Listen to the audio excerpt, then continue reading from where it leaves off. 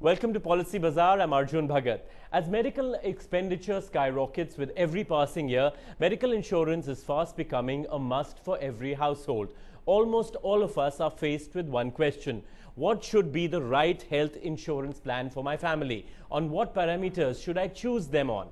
Our very first show was on health insurance plans, and we explained its uses in general. On today's show, we are going to go into the specifics, and who better to give us the answers than Yashish Dhaya, CEO and co-founder of PolicyBazaar.com. Welcome to the show, Yashish. Give us an idea about the importance of health insurance plans. What are these, and how should I go about choosing them? See, when you're thinking about health, you have to think about your life ahead. As you grow from whatever age you may be, all the way till you are going to be alive, you will have some diseases, and you need to have those covered. And that's for yourself, your family. There are multiple kinds of health insurance plans. There's an individual health insurance plan. Just to recap on what we discussed last time, there's an individual health insurance plan. There's a family floater health insurance plan. And there are certain other types like critical illnesses, etc., that can also be covered. Now, within the family floater and the individual, there are certain differences that one can always look at. If you're looking for a health insurance plan for the entire family, you should typically not have a massive gap between the oldest and the youngest member who are being covered. So typically young families, it works well for. Once your kids are beyond 20 years, there is no point trying to take a cover together because you've become older, and very soon you would get into a category where certain insurance coverages become very expensive, and family floater coverages depend on the oldest member of the floater plan.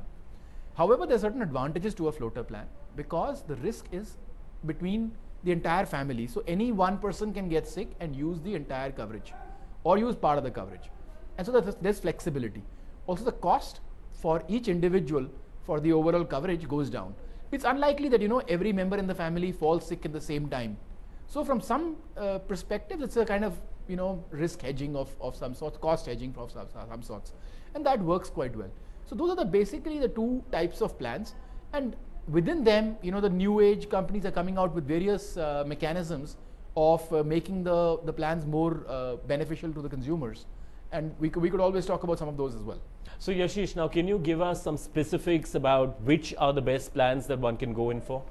So let me first go into what are the important features to look at when you should find out what is the sum assured you want. Your sum assured should be typically about 1 times your annual salary, but not more than 6 to 10 lakhs. You don't need more than that as a health cover. You can have critical illness cover way beyond that, or accident cover way beyond that. You're not likely to use that much for a health cover. The second thing you should look at is when do your pre-existing diseases start getting covered. Most plans would allow the pre-existing diseases to be covered from between 2 to 4 years. So for the first 2 to 4 years, you will not be allowed to claim anything on your pre-existing diseases. The third thing you would look at is what are the extra features that are particular a plan can have. So sublimits, etc., that you can always sublimits, co-payments, etc., that you should look at. The fourth thing that you would look at is how long can you keep renewing this plan. It's very important because most of your expense will come at the later stage of your life, and if you cannot renew a plan beyond a certain age, then that plan, if you live beyond that age, it will become difficult for you. These are the features you should look at. Now there are certain specifics that have come up in the new age plans, and a lot of our viewers would be kind of looking at those. So these are restoration plans, or plans where the sum assured gets automatically restored. Now this is a new terminology in the Indian market that has come in about 1 year ago, and some of the plans like Apollo Munich, Religare Health, and L&T Insurance, they are offering these plans. It's very important to understand how does this, it is not a doubling of your sum assured. So it is not like if you take a 5 lakh sum assured that you have a 10 lakh sum assured. What it actually is that if you hit the 5 lakh point, so if you have claimed for 5 lakh rupees, then if you have another disease, you can claim for another 5 lakh rupees. That is usually what a restoration means. Now these are also different for each of these plans. So while in the Apollo Munich plan, it means exactly as I have said. So the Apollo Munich OPTIMA Restore basically allows you, if you have hit the, suppose you take a 3 lakh rupee plan, and if you hit the full coverage for any one disease, then for another disease, not the same disease, but for another disease, you may claim up to another 3 lakh rupees more. It's the same way that it works in Religare Health. However, in L&T insurance, it does not work that way. It works slightly differently. You can claim another 3 lakhs. However, it is only for personal accidents or critical illnesses. You cannot claim it for a normal disease. So if you had dengue, for example, you cannot claim the second claim, or the second restoration is not meant for dengue. It's only for accidents and critical illnesses. There is Apollo. There are various other plans out there which do not have this restoration feature. So the restoration feature is important because in case, unfortunately, somebody has 2 different major illnesses, then they do get covered. However, it is the likelihood of you having a restoration event is fairly low.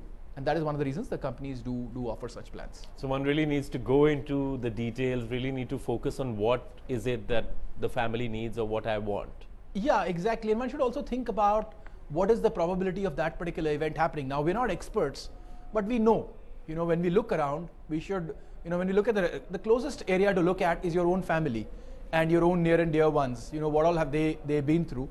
It's the same kind of problems you're likely to also have at some point, because genetic pool is very, very similar.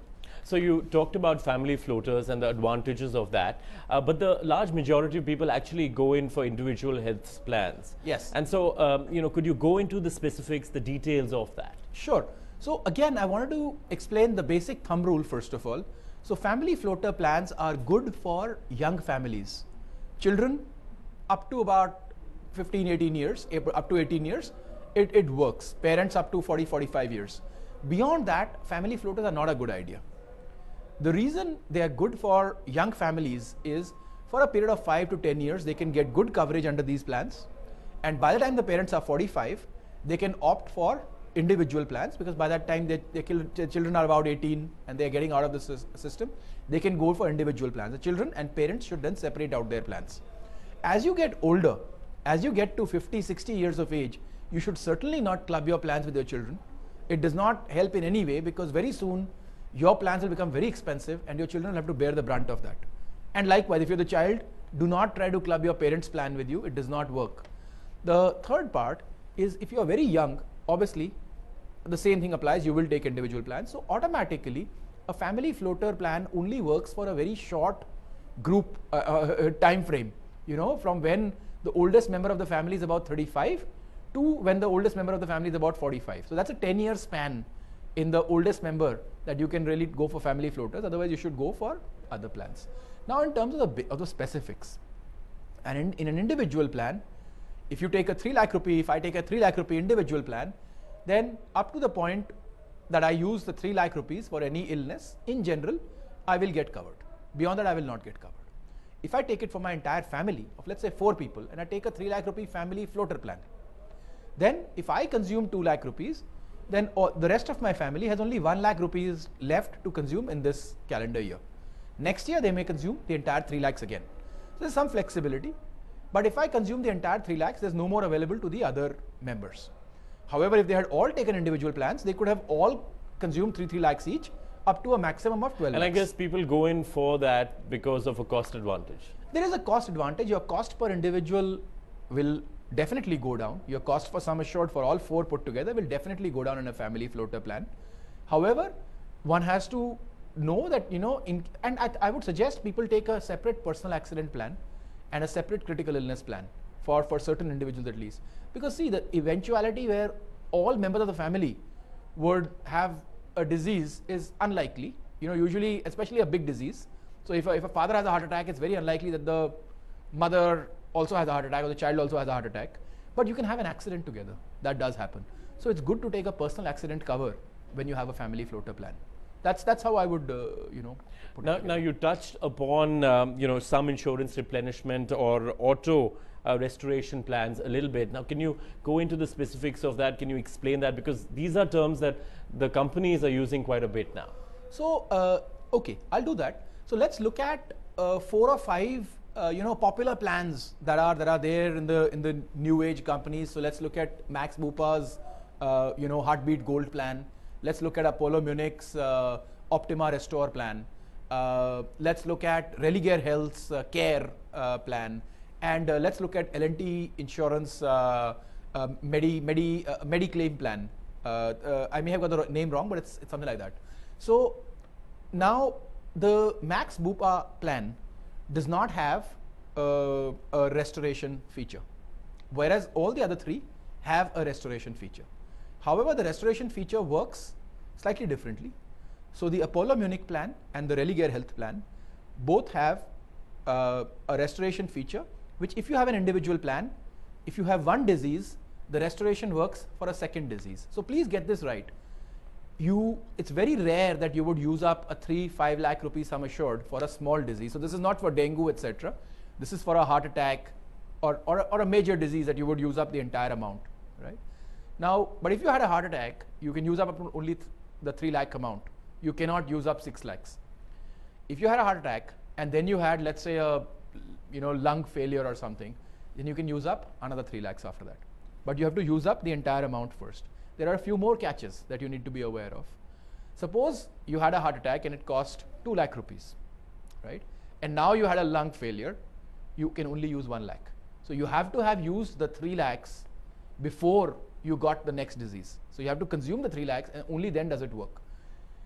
If you look at the mathematics, such events happening are very, very rare. They do happen, but they are extremely rare. So that's one part of it. Now, if you look at the L&T plan, the L&T plan does not actually cover you for normal diseases, which is fine because normal diseases usually don't cost you so much. But they give you for any critical illness or for any personal accident, you can get a larger cover. That's a good plan, I would say, because you would usually, as I mentioned, both of these are critical illnesses, the two I mentioned, and hence one can get the higher coverage there. Now, the difference between the Care plan and the Apollo Munich OPTIMA Restore plan is that the Care plan has certain sublimits.